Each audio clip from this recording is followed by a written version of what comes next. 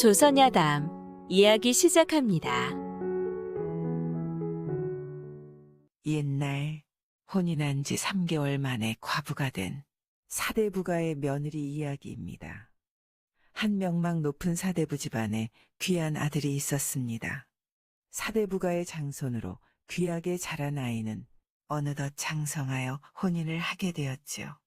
새로 들어온 며느리는 살림 솜씨며 시부모에 대한 효심이 얼마나 뛰어났는지 동네에서도 칭찬이 자자했습니다. 그런데 혼인한 지 3개월 만에 신랑은 말을 타다 떨어져 죽고 말았습니다. 하루아침에 청산과부가 된 며느리는 그때부터 문밖 출입을 일체 금하고 수절을 하며 지내게 되었죠. 과부가 된 며느리의 방에서는 외로움을 달래려는지 매일 밤마다 다듬이질 소리가 그치지 않았습니다. 그런 며느리의 모습을 보는 시부모의 마음은 늘 걱정이었습니다. 사대부 집안의 며느리답게 일부 종사하여 수절을 해야 하는데 며느리가 과연 죽을 때까지 우리 집 귀신이 되어 줄 수 있을까 하고 말입니다. 그러던 어느 날 밤 매일 들려오던 다듬질 소리가 들리지 않았습니다. 웬일인가? 혹시 죽은 신랑이 그리워 모진 선택을 한 건 아닌가? 아니면 며느리가 외간 남자라도 들인 게 아닌가? 걱정이 되기도 하고 궁금하여 시어머니는 며느리 방을 엿보러 갔습니다. 환하게 불이 밝혀져 있는 며느리의 방문 앞에 다가서서는 문틈으로 방 안을 자세히 살펴보았습니다. 그런데 이게 웬일입니까?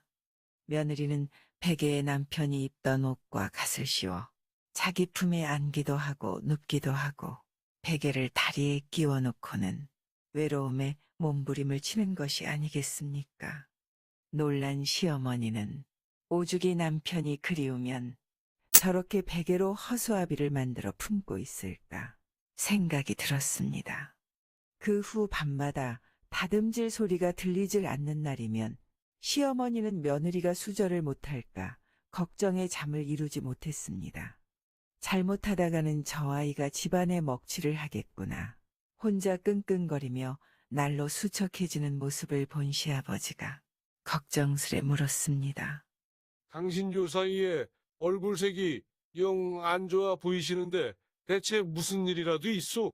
근심거리라도 생기셨소? 한참을 망설이다 시어머니는 요 며칠 있었던 일을 시아버지에게 털어놓기로 하고는 대감 우리 집은 망했어. 우리 집이 망하다니요? 아니 갑작스레 그게 무슨 말씀이세요? 내가 밤마다 새아기 방을 돌아보는데 아니 글쎄 새아기가 베개에 제 남편의 옷을 입혀놓고는 끌어안고 몸부림을 치질 않겠습니까? 허참, 그 아이가 그런 짓을 할 정도로 마음이 동해가지고 있으니 이제 우리 집 귀신이 되기는 다 틀린 것 같소이다. 도대체 이런 일이 그렇게 밤마다 다듬질 소리가 멈출 때마다 시부모는 걱정이 되어 잠을 이루지 못하고 수척해져만 갔습니다. 그러자 시어머니는 이렇게 살다가는 뭐가 해결이 안 되겠다 싶어 꾀를 내었습니다.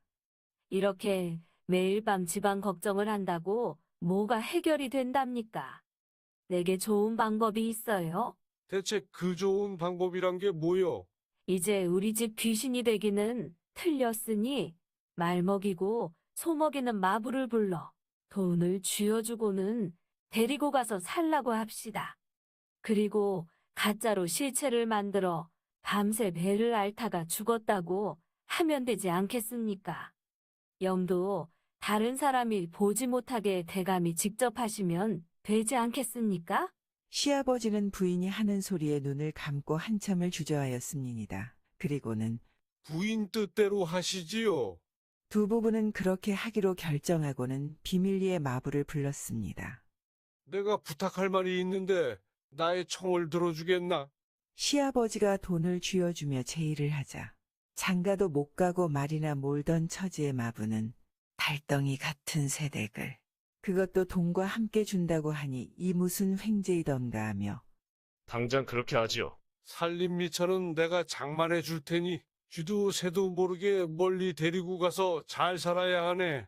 그리고 이 일을 발설하였다가는 자네의 목이 달아날 것임을 명심하도록 하게. 걱정 마십시오. 여부가 있겠습니까? 시아버지는 신신당부하고 마부를 보냈습니다.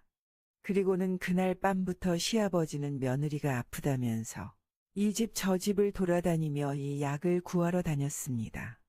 며칠 동안을 그렇게 다니니 동네 사람들은 모두 며느리가 크게 아픈 것으로 믿게 되었습니다. 그렇게 소동을 피우고 얼마 뒤 며느리가 죽었다고 고글하며 사람들을 불러놓고는 만들어 놓은 가짜 시체를 가지고 염을 하게 되었습니다. 이 불쌍한 것, 다른 사람들은 절대 손대지 마시오. 절대로 이 불쌍한 것 떠나는 마지막 길 내가 직접 하겠소.